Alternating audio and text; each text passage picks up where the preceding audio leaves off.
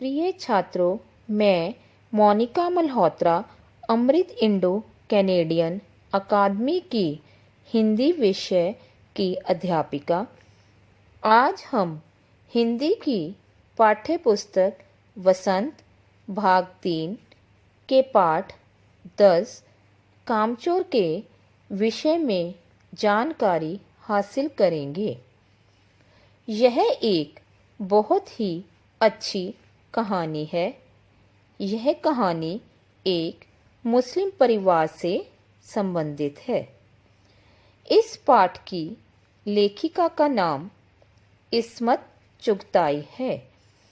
इस पाठ में बताया गया है कि किस प्रकार उस परिवार के बच्चे आलसी हो गए हैं और काम से जी चुराते हैं।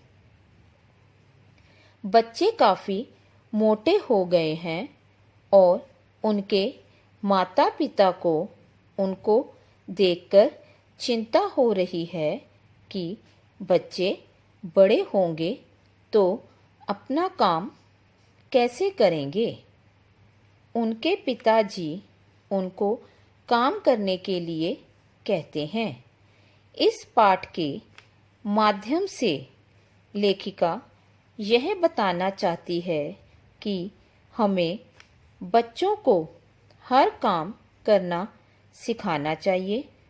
उन्हें घर के काम में सहयोग करना सिखाना चाहिए। इसमें लेखिका यह भी बताने की कोशिश करती है कि इसमें दोष सिर्फ बच्चों का नहीं, माता पिता का भी दोष है कि उन्हें बच्चों को शिक्षित करना चाहिए कि जीवन में कैसे आगे बढ़ना है। यह एक हास्यप्रद कहानी है। अब हम इस पाठ के विषय में जानकारी हासिल करेंगे। इस पाठ में बताया गया है कि बहुत वाद विवाद के बाद तय हुआ कि नौकरों को निकाल दिया जाएगा। नौकरों को निकालने का निश्चय इसलिए किया गया ताकि घर के मोटे मोटे कामचोर बच्चे अपना कार्य खुद कर सकें। पिताजी ने उनको डांटा तो उनके मन में ख्याल आया कि हम काम क्यों नहीं करते, हमें अपना काम करना चाहिए। यह सोचकर वह पानी पीने के लिए उठे। उठने में धक्का तो लग ही जाता है। जैसे ही वह मटके के पास पहुंचे, धक्का लगा। वह किसी के दबैल तो थे नहीं। दबैल मतलब दबे हुए दब्बू। तो वहां पर घमासान युद्ध हो गया। सुराइयां इधर उधर लुढ़क गई। पिताजी कहते हैं, यह काम कैसे करेंगे? लेकिन अम्मा ने उनके लिए फरमान जारी कर दिया, जो काम नहीं करेगा उसको रात का खाना नहीं मिलेगा। बच्चों ने कहा, हम काम करने के लिए तैयार हैं, आप हमें काम बताएं। पिताजी ने कहा, बहुत से काम हैं जो तुम कर सकते हो। जैसे ये दरी कितनी मैली है, आंगन में कूड़ा पड़ा है, पेड़ों को पानी देना है। इन सब कामों के लिए तुम्हें तनख्वाह मिलेगी। सभी बच्चे पानी देने के लिए तैयार हो गए। अम्मा जी ने मना किया, मगर तनख्वाह के लालच में हम सब काम में तुल गए। सभी बच्चों ने दरी पकड़ी और कोने पकड़कर छटकने लगे। सारा घर धूल से अट गया, मतलब भर गया। सारी धूल जो दरी पर थी सबके सिरों में जम गई। नाकों और आंखों में घुस गई। हमें आंगन में निकाला गया तो हमने झाड़ू देने का फैसला किया। झाड़ू एक और तनख्वाह लेने वाले उम्मीदवार ज़्यादा। झाड़ू के पुर्जे उड़ गए। जिसके हाथ में जितनी सीकें आई उसी से उल्टे सीधे हाथ मारने लगे। अम्मा ने सिर पीट लिया।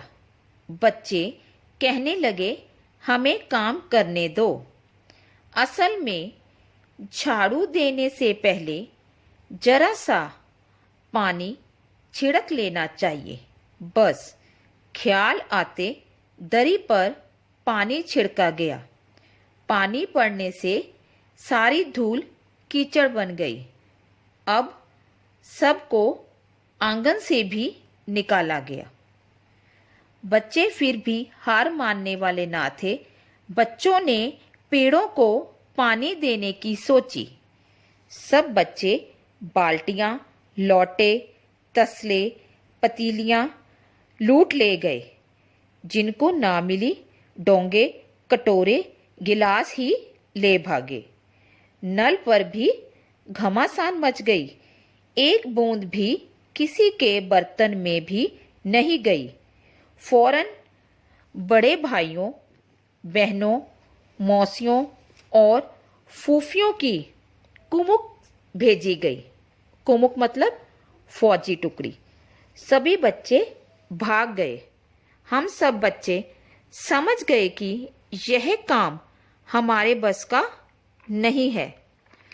बच्चों ने सोचा, हम मुर्गियों को ही बंद कर देते हैं। लेकिन बच्चों को लगा शायद मुर्गियों को उनके विरुद्ध भड़का दिया गया है। मुर्गियां इधर उधर भागने लगी। 2 मुर्गियां खीर के प्यालों से गुजरी जिस पर आया चांदी का वर्क लगा रही थी। तूफान गुजरने के बाद पता चला कि खीर दादी के कामदानी दुपट्टे पर और ताजे धुले सिर पर लगी हुई थी।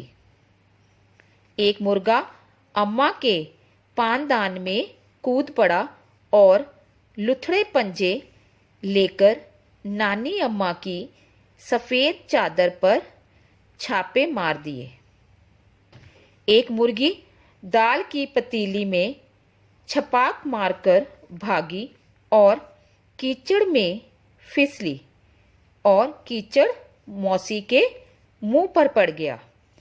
एक भी मुर्गी दड़बे में जाने को तैयार ना थी। दड़बा मतलब जहां पर मुर्गियों को रखा जाता है। फिर भी किसी को सूझी कि क्यों ना भेड़ों को दाना खिला दिया जाए। सुबह से भूखी हैं। भूखी भेड़ें सूप को देखकर झपटी। उनकी नज़र तो बस दाने के सूप पर जमी हुई थी। तख्त पर बानी दादी का दुपट्टा फैला हुआ था जिस पर गोखरी सलमा सितारे रख दीदी मुगलानी बुआ को कुछ बता रही थी। भेड़ें सबको रौंदती हुई दौड़ गई। जहां जहां सूप गुजरा भेड़ें शिकारी कुत्तों की तरह गंध सूंघती हुई हमला करती गई। हज्जन माँ भी चारपाई पर सोई हुई थी। हज्जन माँ से भेड़ें गुजरी तो वह मारो मारो चीखने लगी। इतने में भेड़ें सूप को भूलकर तरकारी की टोकरी पर टूट पड़ी। तरकारी वाली रसोई में सब्जी दे रही थी। भेड़ों ने सारी तरकारी पेट की कड़ाही में छौंक ली। अब बच्चों को खाना ना मिलने का डर था, इसलिए वह भैंसों का दूध दोहने पर जुट गए। 8 हाथ 4 थनों पर पिल पड़े। भैंस एकदम जैसे चारों पैर जोड़कर उठी और बाल्टी को टांग मारकर दूर जा खड़ी हुई। भैंस के पैर बांधने की सोची गई। झूले की रस्सी उतारकर पिछले पैर चाचा की चारपाई के पायों से बांधे गए। अगले 2 पैर बांधने की कोशिश जारी थी कि भैंस चौकन्नी हो गई। वह भाग उठी। पहले चाचा समझे सपना देख रहे हैं या फिर भूचाल आया है। चारपाई पानी के ड्रम से टकराई और पानी छलक कर गिरा तो चाचा को सब बात समझ आई। वह बच्चों को छोड़ देने वालों को बुरा भला कहने लगे। भैंसें भागी जा रही थी। पीछे चारपाई पर बैठे चाचा जी। बच्चे बोले, बछड़े को तो खोला नहीं।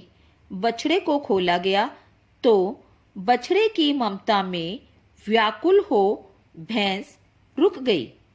बछड़ा दूध पीने में जुट गया। दोहने वाले गिलास कटोरे ले टूट पड़े। बछड़ा फिर से बागी हो गया। कुछ बूंदें गिलास कटोरों पर पड़ी, बाकी बछड़ा पी गया। यह सब कुछ ही देर में हो गया। घर में जैसे तूफान आ गया था। सभी सामान बिखरा पड़ा था। अम्मा जी परेशान होकर मायके जाने की चुनौती देने लगी। पिताजी ने सबको कतार में खड़े कर कोर्ट मार्शल कर दिया कि अगर आज के बाद बच्चों ने किसी भी चीज को हाथ लगाया तो उनको रात का खाना नहीं मिलेगा। अब बच्चों ने भी यह निश्चय किया कि हम हिलकर पानी भी नहीं पिएंगे। इस प्रकार इसमें लेखिका ने बताने की कोशिश की है कि हमें बच्चों को हर कार्य की शिक्षा बचपन से ही देनी चाहिए। इस पाठ के माध्यम से लेखिका ने बच्चों को आलस ना करने की भी शिक्षा दी है। मुझे आशा है आपको यह पाठ अच्छे से समझ आ गया होगा। धन्यवाद।